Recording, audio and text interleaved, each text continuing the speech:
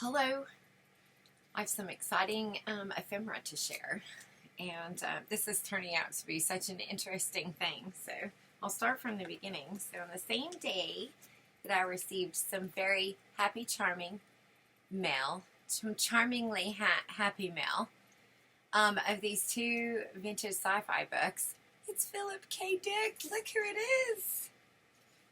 E.C. Tubbs. Anyway, thank you so much to my charming little friends. Oh, I love them. I really love them. I haven't even opened them yet. I've just been looking at them like this. They're sitting here on my desk. They're so pretty. They're so beautiful. So thank you very much.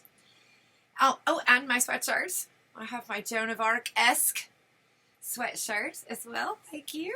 Okay. So on that day that I got these awesome gifts from a friend of mine, my husband brought home a bag full of these ephemera that he had gotten from a guy at work. Who does kind of, does estate sales and stuff, and I guess they'd mentioned, what I've gotten into, and he threw this together and sent it to me, thought I might like it. And so my husband brought it home, and oh my gosh, this has been just a few days of just the most interesting.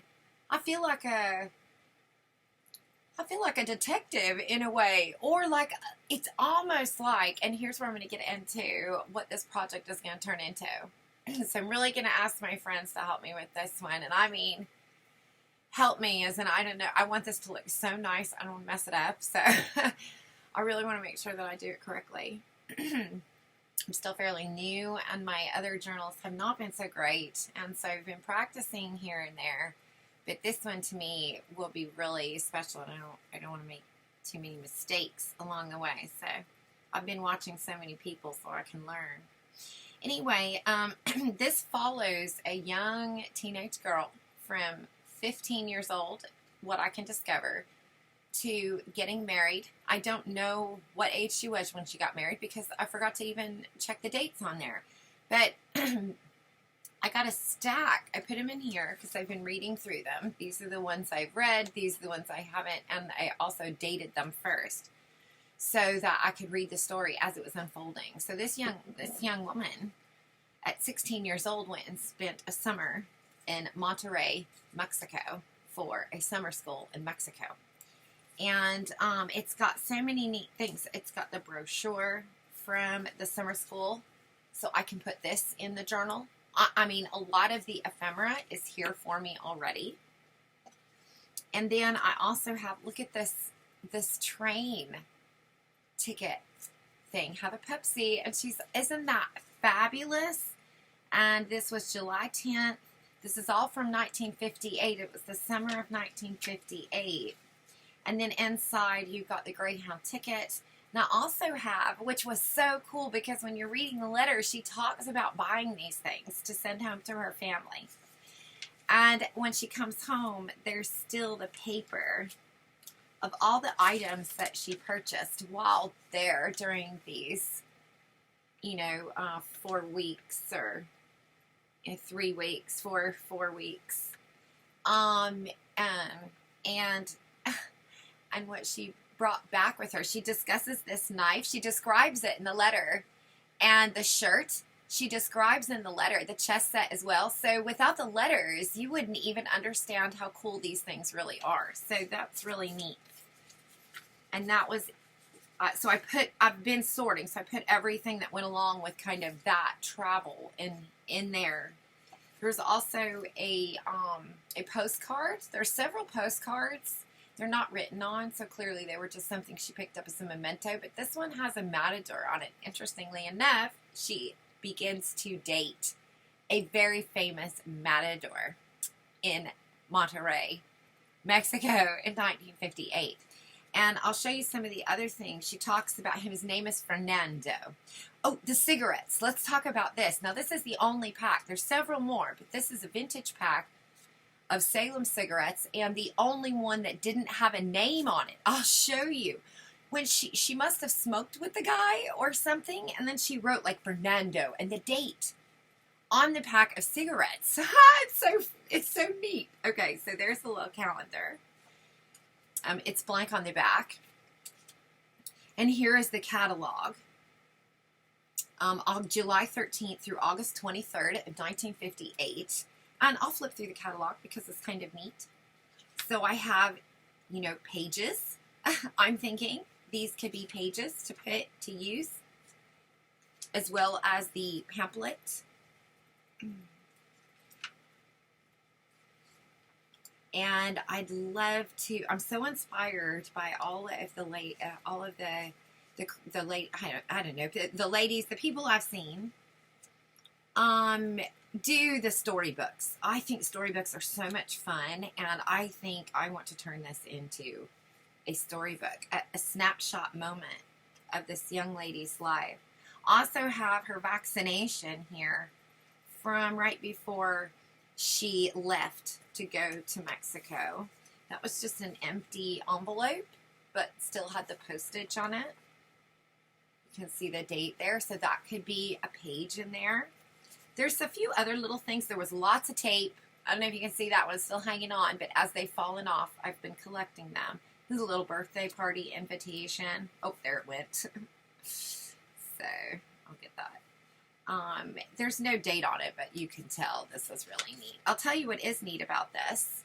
So, on the back, there's 2 kisses. This girl has, boy, crazy.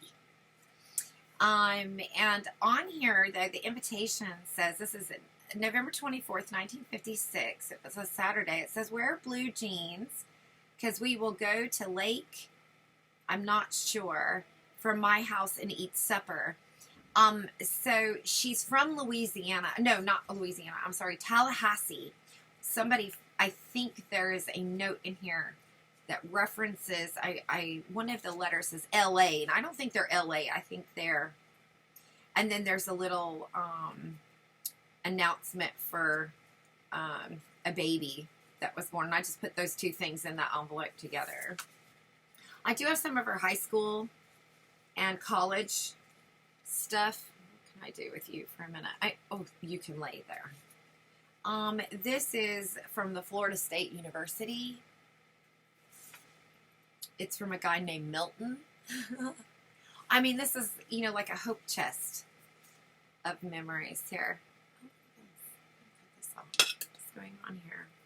How did you? Bye. Okay.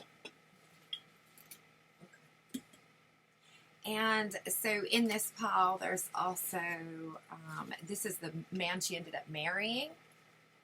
And so it's got a lot of these kinds of things here. So that I will probably put in there as well, because it's the National Honor Society. She was taking Spanish in school. That's 1957 there. So I'll probably make that a page. She was an honor student. There was this little health poster contest ribbon. That's all you get there. So you don't really, I couldn't find anything attached to it, so I have no story to go along with it yet. You know, there's some of, you know, her fraternity, and then more honor society, you know, fraternity. And then it seems that from even some of the letters, she dances, or I believe she was a baton twirler in the band. So there is some stuff about band camp or some kind of, but I haven't gotten to it yet because I was so excited to read these letters. So this will be the next thing I look through. But this is an old brochure from Donna Kozla, and it is her timely tips for baton twirlers. How cool is that? And there you can see the back. Oh my goodness. I just love this. And it's not, there's no real pictures or anything. It's just telling you, you know, about your baton twirling and how to look good. Fire twirling, showmanship, speed. And here's, you know, recognized twirling camps and magazines. So this is so neat. And it was autographed by Donna. So she must have met her. So I'm assuming that she was, in fact, in the twirling. And that's her connection to the school Twirling Camp Certificate. So there's what we've got there. And then in here, there is this is just, I couldn't find any reference yet. I haven't checked some of the school bills, but I have for some names, but not all names. But anyway, these are from Florida State. That must have been some of the, dancers there. Here's the School of Music. So she's got the Music Camp Certificate. Music Camp Certificate, 56, 57. And then here you get some more 57 Seminoles, powwow. And then it's got, I did not see her name in here, just kind of looking through. I think it was when they went to where they had the majorettes and the flying Seminoles. And then these being, I don't know what the women would be, if that was their homecoming. But anyway, that's kind of a neat little thing there. A little brochure from from a game they went to. Then there was this that was for you, the Modern Lightweight Streamliner, the Silver Comet, Seaboard Railroad Service. And it is the high school band. So they must have gone and done an event there. And then I also have this really cool Gators, Gator Growl. It's this. Florida Blue Key presents the 1956 Gator Growl Homecoming, November 2nd, 1956. And I think that's fantastic. Isn't that neat? Flag raising, and then it's got the names of the bands, and let's see if we have, yes, the Leon High Band from Tallahassee, Florida. Excellent. So that's really neat. And then there's some more stuff here. Oh, I've got this all kind of backwards, upside down now, don't I? Some more kind of papers. This is School of Music, school from the Florida State University that they had gone down to. And there's a few different papers that go along with that. Almost there. Nope, they're all different. Okay, and then this is a Florida State University Summer Music Camp, the newsletters from that week. So these are kind of neat. These will be fun to read. I'm going to save them because I'm preoccupied. This is going to be neat, though, to read what they did. So that's Friday the 21st. That's Friday the 5th of July, July 12th, July 19th, and July 27th. And home again. And so, interesting. So, there's the Weekly Lar is the name of that Florida State University's music camp. So, that's kind of fun. Then here was a ribbon from the 16th Annual State Band Contest in St. Petersburg, Florida, Gainesville, Florida.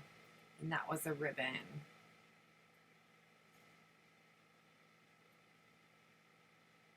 Fold back here. And that's neat. So there's that. And then there's also the brochure here, the little handbook. It says, that's kind of fun. They're going to give out musicianship and citizenship. Dating.